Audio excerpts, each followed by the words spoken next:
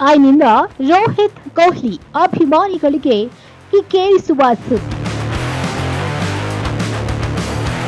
Team India batting ದಿಗ್ಗಜರುಗಳಾದ ರೋಹಿತ್ ಶರ್ಮಾ ಹಾಗೂ ವಿರಾಟ್ ಕೊಹ್ಲಿ ಅಭಿಮಾನಿಗಳಿಗೆ ಇದು ಕಿಕ್ಕೇರಿಸುವ ಸುದ್ದಿ. ಟೆಸ್ಟ್ ಹಾಗೂ ಟಿ20 ಪಂದ್ಯಗಳಿಂದ ರಿಟೈರ್ಮೆಂಟ್ ಘೋಷಿಸಿ ಒನ್ ಡೇ ಪಂದ್ಯಗಳಲ್ಲಿ ಮಾತ್ರ ಮುಂದುವರೆದಿರುವ ಈ ಇಬ್ಬರು ಬ್ಯಾಟರ್ಗಳು ಮುಂದಿನ ವರ್ಷ 2027ರ ಮೇವರೆಗೆ 20 ಏಕದಿನ ಪಂದ್ಯ ಆಡುವ ಸಾಧ್ಯತೆ ಇದೆ. ರೋಹಿತ್ ಕೊಹ್ಲಿ ವಿರಾಮ ತೆಗೆದುಕೊಳ್ಳದೆ ಆಡಿದರೆ ಇದು ಸಾಧ್ಯವಾಗಲಿದೆ. ಬಿಸಿಸಿಐ ಹೋಮ್ ಸೀಸನ್ ಸಂಬಂಧ ಟೀಮ್ ಇಂಡಿಯಾ ವೇಳಾಪಟ್ಟಿಯೊಂದನ್ನು ಪ್ರಕಟಿಸಿದೆ. ಇದರಲ್ಲಿ 9 ಏಕದಿನ ಪಂದ್ಯಗಳು ಸೇರಿವೆ.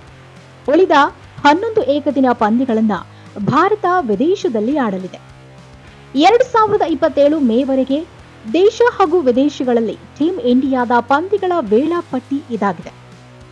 ಐಪಿಎಲ್ ನಂತರ ಜೂನ್ 6ರಿಂದ ಅಫ್ಘಾನಿಸ್ತಾನ ತಂಡ 1 ಟೆಸ್ಟ್ ಮತ್ತು 3 ಏಕದಿನ ಸರಣಿಗಾಗಿ ಭಾರತ ಪ್ರವಾಸ ಮಾಡಲಿದೆ.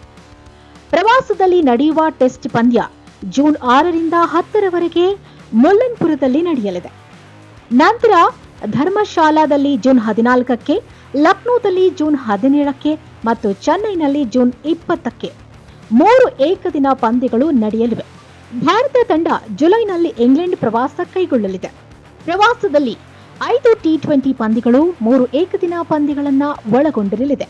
ಟಿ20 ಪಂದ್ಯಗಳು ಜುಲೈ 1, 4, 7, 9 ಹಾಗೂ 11ರಂದು ಚೆಸ್ಟರ್ ಲೇ street, old Trafford, Trent bridge, Bristol ಮತ್ತು ಸೌತಾಂಪ್ಟನ್ನಲ್ಲಿ ನಡೆಯಲಿದ್ದು, ಜುಲೈ 14, 16 ಮತ್ತು 19ರಂದು ಎಡ್ಜ್ ಬಾಸ್ಟನ್, ಕಾರ್ಡಿಫ್ ಮತ್ತು ಲಾರ್ಡ್ಸ್ನಲ್ಲಿ ಏಕದಿನ ಪಂದ್ಯಗಳು ನಡೆಯಲಿವೆ.